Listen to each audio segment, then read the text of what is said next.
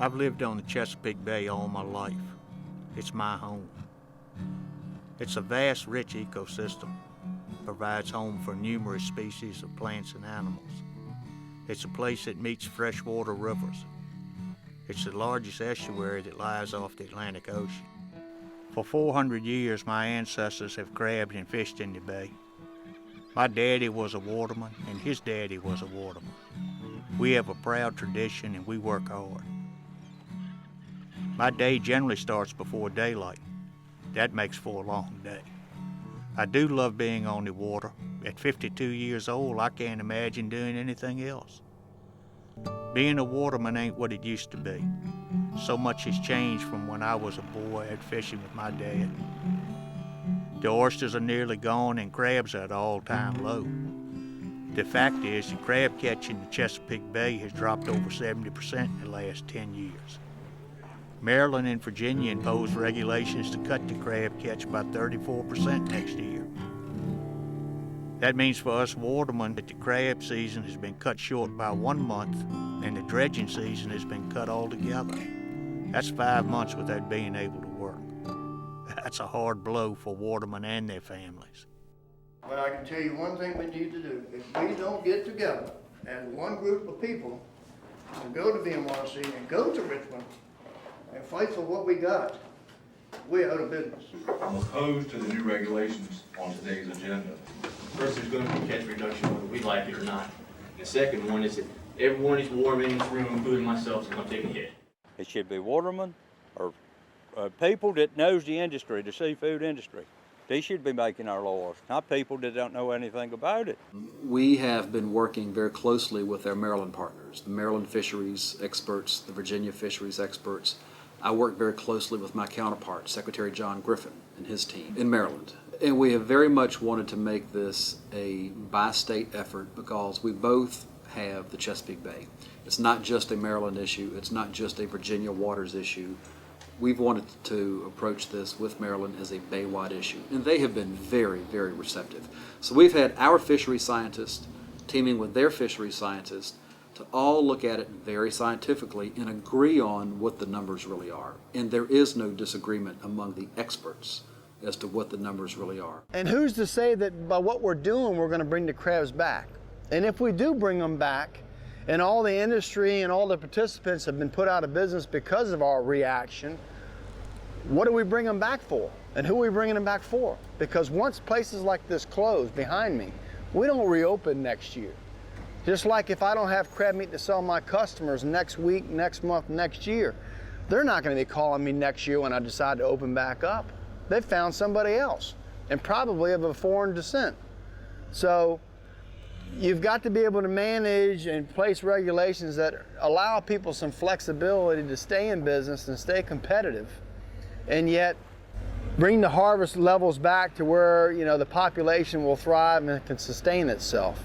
We look at the number of people that are crabbing at different times of the year. And from that, you can gauge when closures that must occur can be placed on the calendar so that they minimize the economic impact to the fishermen. For instance, the winter dredge survey is participated in by 53 fishermen, while the summer crab pot fishery has 700 to 800 fishermen. And so if we had to pick a time to close a season, we would have much less economic impact by closing in the winter than in the summer. I don't know whether Jack Travelstead really did an economics survey the way he's supposed to. The statute requires him to look at the economic consequences to Virginia, as well as to the watermen. And when you're talking about seafood harvest, you're also talking about distributors, you're talking about restaurants, you're talking about pickers and packers, and all kinds of other related industries that rely on the watermen to pull out from the bay the seafood that's going to be processed and then eventually packed for sale in grocery stores or plated through a restaurant.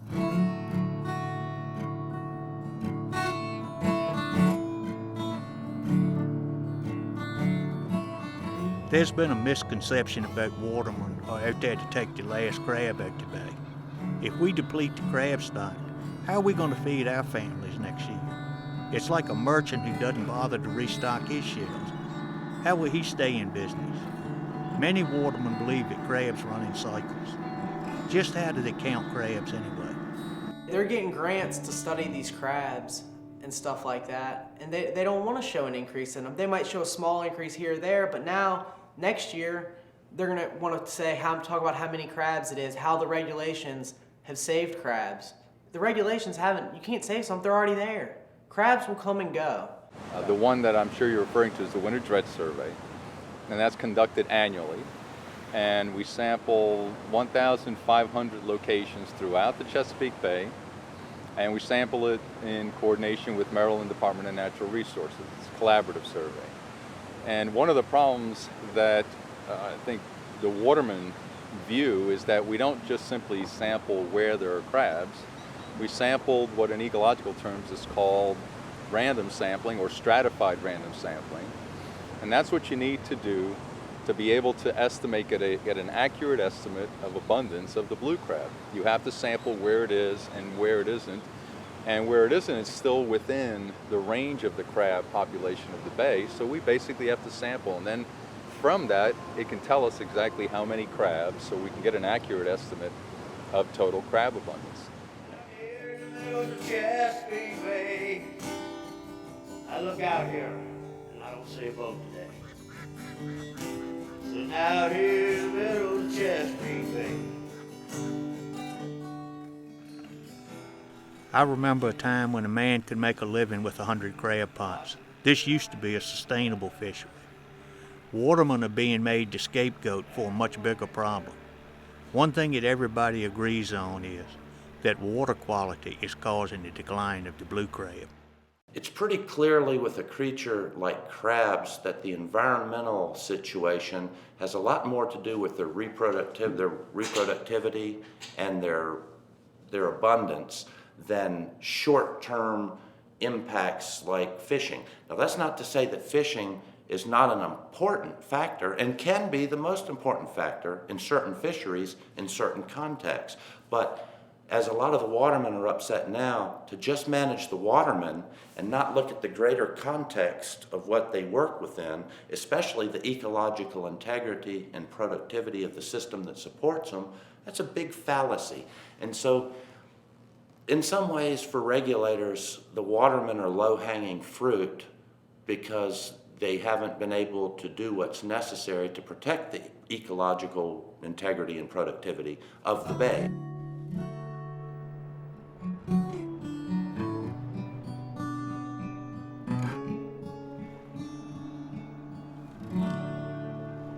I don't see that the watermen are creating the single impact on this fishery. I think there are multiple impacts. Obviously, water quality, I think, has a lot to do with it. And if we don't address water quality, then you can continue to reduce catch, but you're not getting at the base cause of the reduction in crabs. And, I realize what VMRC is trying to do. They're trying to manage the crab resource so there are enough crabs around so that they can come back. But you can't do that by itself. We have to also clean up the water so the crabs can have the environment necessary for them to come back. One of the most common reasons that Chesapeake Bay doesn't meet water quality standards is the fact that it doesn't have enough dissolved oxygen throughout the year. During the summer, algae, which are fed by the excess nutrients that go into the waterways each spring and summer, off our lawns, off our roadways, and from sewage treatment plants, fuel algae blooms, which are plants that are actually in the water, and they're a good thing in the right amount. But during the summer, with the excess nutrients and the sunlight and the heat, they actually what's called bloom. And so many of them basically happen during that time period that they kind of rise up in the water surface in mass, and then afterwards they die in mass. And as they die, they kind of sink to the bottom and decompose. And that decomposition is an oxygen-consuming process. So therefore, the oxygen that would be feeding the oysters and the crabs and the fish is being used up by this decomposition process. They should have on this sign polluted, not no crabbing or fishing. This is your marshlands. This is where the things start. I mean, there's nowhere for them to go anymore. It's look at it. It's all run full of mud. The muck, the slime, and the runoff has been running off the street for 100 years here. It needs to be dredged and cleaned and disposed of and get down to good clean bottom where your fish and your crabs can survive in your nurseries. Over the years, though, wherever man sets his foot, he makes a mark. And as our population has grown, with all the land disturbing activities that we have in this so-called Golden Crescent, from the Baltimore, Washington area right on down through Richmond and Newport News and into Hampton Roads, the population is growing so fast, and so many activities are occurring to disturb the soil that the runoff in the bay has created, the water's almost opaque now. It used to be very clear. People can say that the water's clean enough to drink, but I ain't drinking it. And I don't know of anybody else that would either. We're not going to be able to meet all of our obligations to clean up the Chesapeake Bay because we and all the states in the Chesapeake Bay watershed have been late to the game in regulating non-point source pollutants. Primarily agricultural runoff, but also runoff from parking lots and development. Sprawl makes our problems worse. But what you see end up happening is fertilizer is just, it's put down indiscriminately. The majority of that ends up in storm sewers and ends up in the bay. That causes a lot of the algae blooms and the fish kills and the oxygen depletion. A lot of the problems that we have is from that. Did you know that in certain times of the year up to 60% of the Chesapeake Bay is a dead zone where nothing can live? This is not just an issue with the Chesapeake Bay and its watershed, it's a global issue where there's industrialization and population growth. The dead zone in the bay and its tributaries can cover over 3,000 square kilometers of the bay in any given year. And I think that estimates it's about, at times it can be as much as 60% of the Bay Area. The Bay is way worse than it was 5 years ago or 10 years ago. And EPA has targeted the Bay, I think, over 30 years ago. So watermen have been talking about instituting a lawsuit that would target either the federal government and the states, or possibly just the federal government, the EPA, and there are all these committees and commissions and sub-organizations that are supposed to be looking at the bay and cleaning it up. Over the last 25 years, there have been 3 agreements and 3 failures to comply with the Clean Water Act. Now officials are pushing back the bay's cleanup goal another 5 years. With all the money being spent on the bay, where's it all going? Well, what we're looking at is to really focus the Chesapeake Bay cleanup effort. Right now, there's a lot of money being spent at the federal level. We're not even sure where it's all being spent. This bill would do 2 things. One is it would make sure that we identify where every dollar of federal money is being spent to clean up the bay. And then secondly, where are those dollars being spent? And then what's happening? Are those dollars going to programs that are working? And are they reducing nutrients? Are they bringing back grasses? Are they doing things that we need to restore the bay? And if they're not, why aren't they? And if they're not, shouldn't we be redirecting dollars to those programs that are working? The number of watermen that are currently working on the bay is much less than were working 10 years, 20 years, 30 years, 50 years ago. So if there were the same abundance of seafood, because the water was clear and they were thriving, there'd be no overfishing. My son wants to follow in his old man's footsteps. I tell him it's no future in being a waterman. He needs to go to school and get a piece of paper. The state only issues a limited number of crab licenses each year, and it's not easy to get one. Most people buy a license from another waterman who wants to retire, or it's handed down from generation to generation. Of our graduating class this last year of 10, none of them are listing a waterman as their career. The regulations, all it is doing is regulating us out of business, hardworking people out of business. I mean, I hate to say it, but I'm probably going to be the last person in my family or anywhere really that does it for a living. Not because I want to or not because I wouldn't want somebody to do it. I think it's the greatest job there is. But they're not going to allow for it. How anyone can allow a culture to disappear. There are other watermen on the bay, out of all the different ports in Virginia, but none of them are a community. And that's how this is what this community thrives on. They need to come here and spend a day or two, leave their watch in their room, and just walk the island, go down to the beach, it's gorgeous, and get up early in the morning and watch the guys come here to double six, the few that are still going out, and listen to them talk, and watch the boats come in and put their crabs off on the buy boats.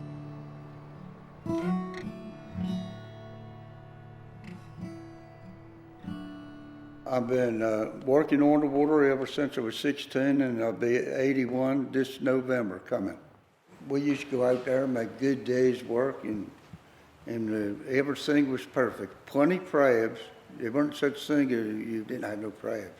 You could go out here and work any place you want, and then come back home. You'd make a little bit of money, and it looked like you got us to work like we used to.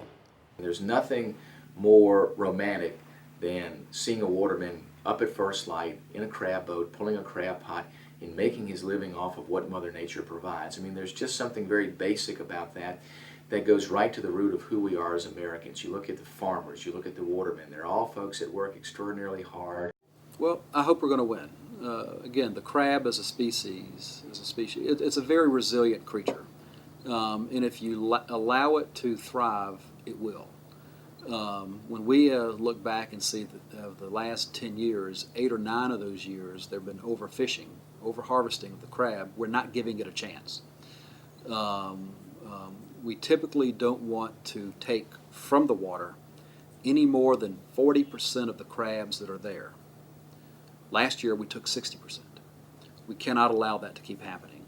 And so if we are able to enact good short-term measures that give this very resilient creature a fighting chance, in 2 or 3 years we hope to see that it has sufficiently rebounded and we can relax some of the measures that we're putting in place now, and so working watermen can get right back out there and do exactly what they've long been doing.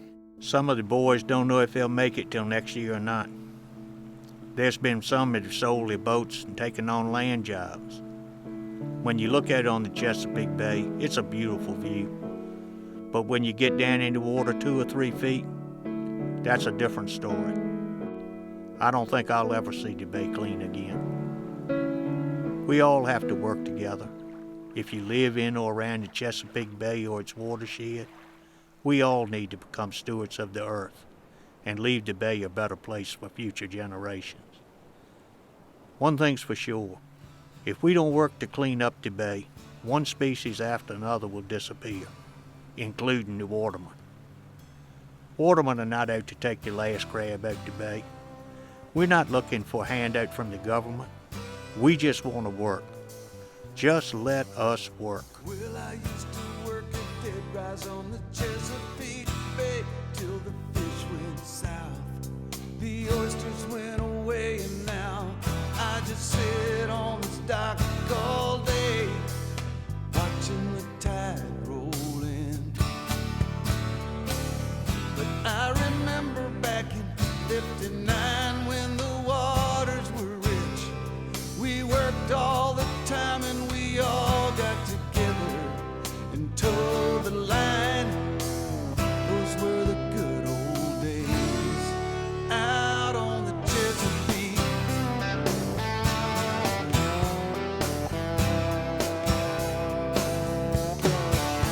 Out on the Chesapeake.